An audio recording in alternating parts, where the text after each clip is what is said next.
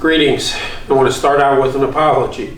It's been quite a while since I've communicated with you, and I had every intention of doing it many more times than I have done it to this point. The only excuse that I have for that is that we continue to do here, and our days are long. The challenges are great, and the entire staff here is busy making sure that our services continue to happen. So I'm going to start out with sharing some numbers with you that I think you will find pretty impressive and pretty unfortunate at the same time. Impressive that we're doing it, unfortunately that we have to do it under these circumstances. And we keep that in mind as well, and we keep that perspective. From the 1st of April until the end of August, we have served 22,392 meals. Now, that total is inclusive of our home-delivered meals to seniors, our breakfast and lunch service each day. So that number really represents probably two-thirds of what we would normally serve in the year, but we are not including in this number the first quarter of the year. So normally we serve 25 to 26,000 meals a year. We will greatly surpass that number this year. Total individuals served 16,437. Now, while this is not an unduplicated number, it represents our continued support of families, of the homeless population. Each day, they are counting on us to provide 16,437. Here's a very large number. From April 1st until the end of August, we have provided $68,119.38 in financial assistance. That is a huge number up until this point. Now, where are those dollars coming from? We have certainly used our EFSP dollars, which we normally receive each year, which is about $50,000, but that's for the whole year. And in addition to that, we have received CARE dollars, a total of $84,000 in CARE dollars, which is being disseminated as we go. Would ask you to keep in mind that we're just starting to arrive at that time where landlords, the freeze on them in terms of evictions has been removed, and back rents are going to be due, and we will be positioned well to serve those in need of those dollars. Stark County received a large portion of CARE dollars. The dollars that we received were distributed through the EFSP board, but other agencies and the city received dollars directly to them from the CARES dollars. And it is my expectation that some of those organizations, as they pull their dollars together, are going to rely on the Army to help distribute some of those dollars. We continue to do our worship services on Sunday, and at this point in the time frame that I've described, we have reached 3,636 individuals on our Sunday worships. And in addition to that, as you probably are aware, we're doing daily devotional. We're doing a show on Saturdays, an informative show called Grounded Cafe on Saturdays, and we're using every media that we have available to us to share with people. And we feel this is critically important. There are people out there who depend on hearing from us each morning and know that they can count on seeing us each morning. As you can imagine, the scheduling for all of that, the recording for all of that takes up a great deal of time. But that goes under the spiritual care line on our statistics. And again, in the time frame described, we've had 9,199 views of those shows. Well, as if we are kind of a glutton for punishment, we've added to those media things that we're doing. We've added our first podcast, which is directed towards teens and young adults, called Ignite. and that podcast is hosted by Caitlin Moyes and Heather Morris. There have been 3 episodes, an introduction episode and then 2 episodes that have already aired. That is being done weekly. I am preparing at this point to launch in the 1st of October a podcast that is for the purpose of connecting people in our community in need, especially in the area of employment, in the area of how to get a job, with professionals in our community. I may be calling on some of you to come on my podcast to kind of give individuals the background of how you got where you got and how others got where they got, maybe even helping them avoid some of the pitfalls that you may have encountered along the way. I feel this is very important at this time, that people are hearing from successful people, because the fact of the matter is there is a real level of people not having hope at this point. And we are in the hope business. So that podcast will start. In addition to that, in October, our youth coordinator, along with Mrs. Grace, will be doing a podcast directed at younger children. And it'll be kind of like a Sunday school, but also kind of like sharing information on things like kindness and consideration and all of those things. I do anticipate that before the end of September, we'll be making an exciting announcement about one of the schools that we are working with at this point. But I'm going to hold on that announcement as well. Well, how are we doing financially, considering our expenses are up considerably? Well, I want to make your day by announcing to you at this point that our mail appeal is up 14%. 14% from a year ago at this time. Now, what do I attribute that to? Well, certainly I attribute it to the fact that people are hearing from us and seeing us through social media. They're seeing what we're doing, and I also believe that word of mouth is at work here, and individuals are hearing about that and saying they want to be a part of what we're doing. So our mail appeal is up 14%. I also believe the new company is doing a much better job than the previous company. To put this in perspective, in an average June or an average August or July, our mail appeal drops would struggle to be over $5,000. I'm sorry. Our last mail appeal drop was nearly $15,000. That is an incredible perspective of how things are going at this point. We've also secured some grants. Stark County Fund has awarded us $3,000 for our work with COVID-19. North Canton Medical Fund has also awarded us $3,000 for our work with COVID-19. Those checks will be arriving soon. Those checks are based on past expense. So we are covering past expenditures, and we're thankful for that. The food bank has given us nearly $14,000. They gave us $5,000 to purchase a new freezer and cooler. In addition to that, C.J. McCullum, who donated to the Akron Canton Food Bank, and then Akron Canton Food Bank sent some of those dollars to us, and we received a total of $1,175 from C.J. McCullum's contribution, and that is for feeding. In addition, we received $3,500 from the Akron Canton Food Bank in the form of credit for our feeding during COVID-19, both the soup kitchen but also the pantry as well. And then we received a little smaller grant, $750 for the Weekenders program during the summer.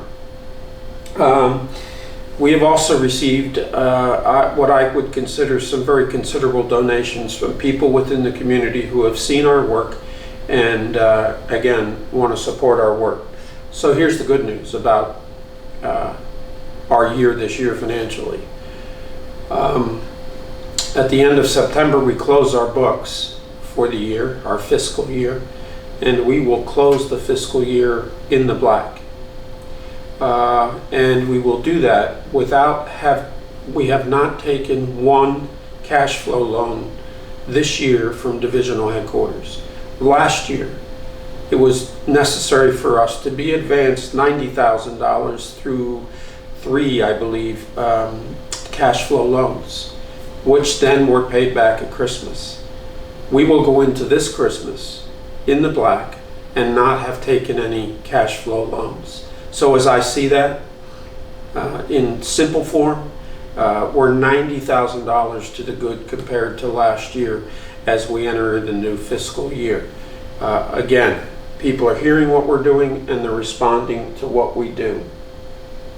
Well, let's talk about some program things, because the staff that is here is never satisfied with just doing what we're doing now.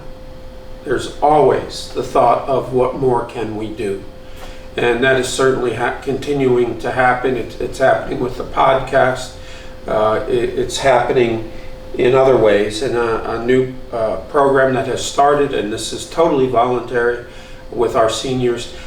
We have notified them if they would like a wellness visit.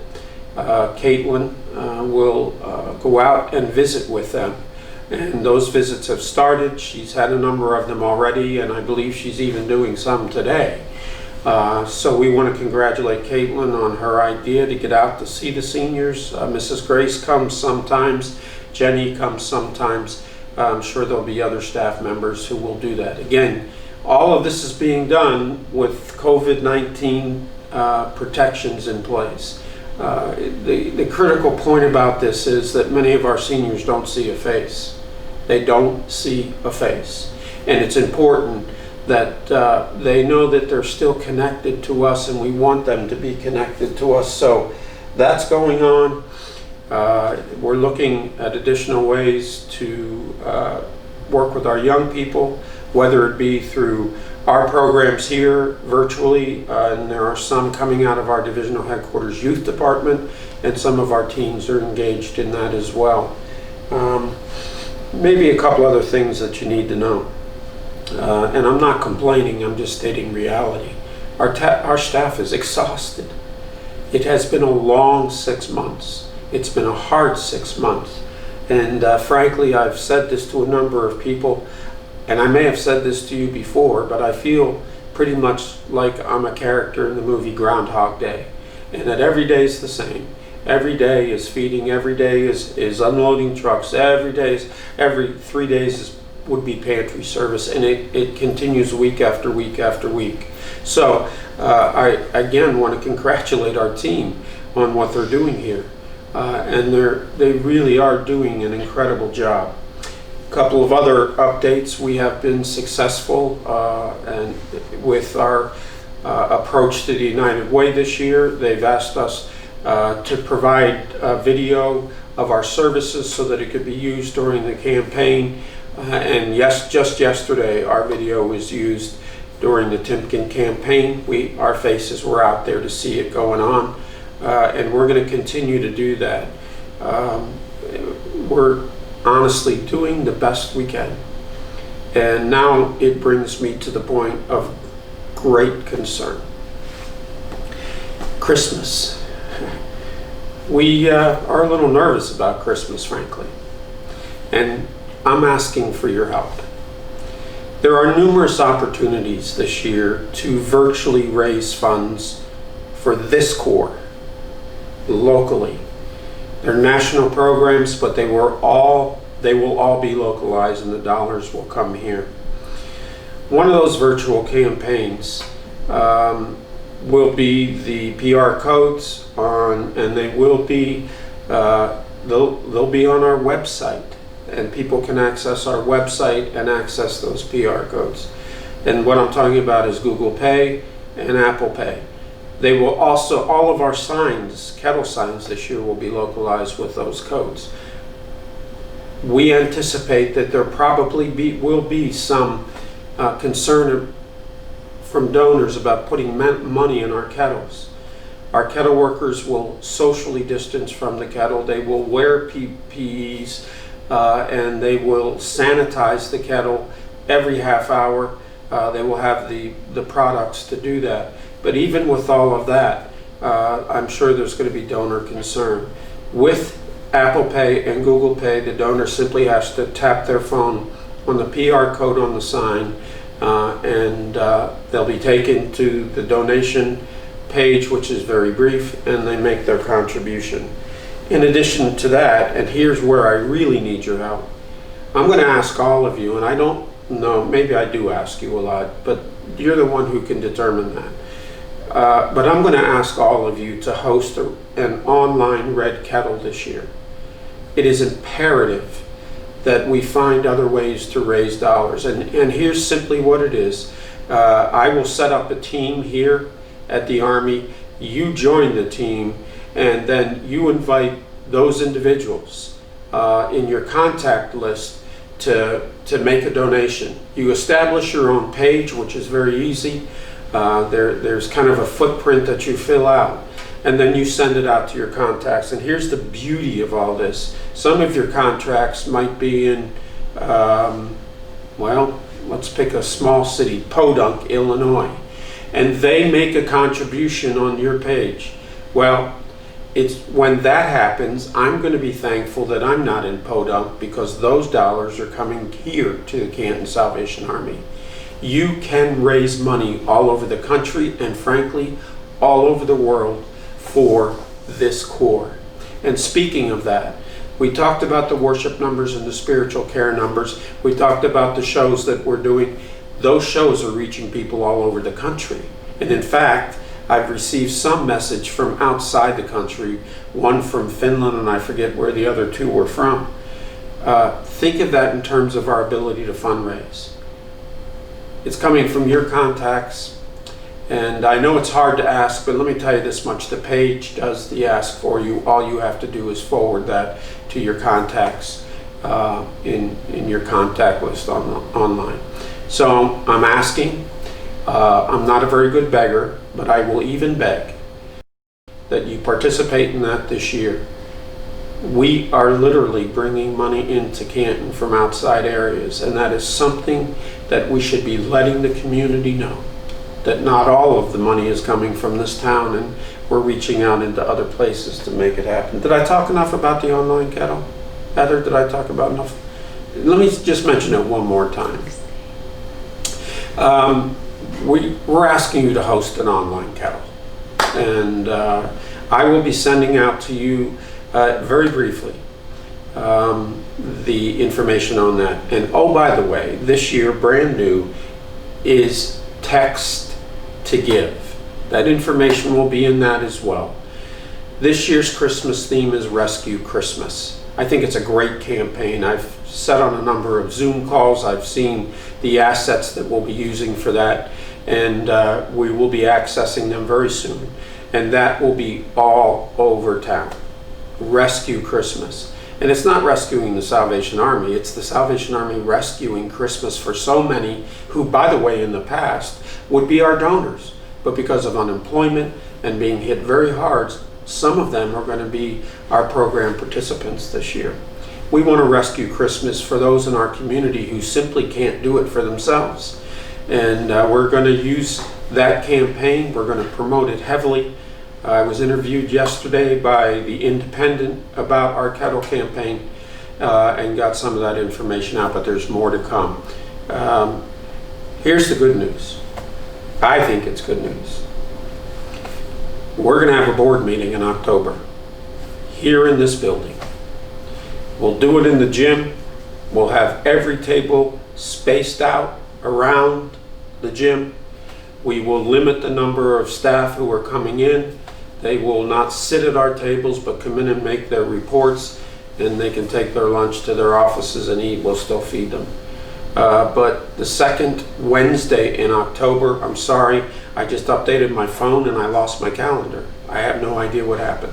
But it's the second Wednesday in October here at the building. Lunch will be at 11:45, and we will start the meeting quickly.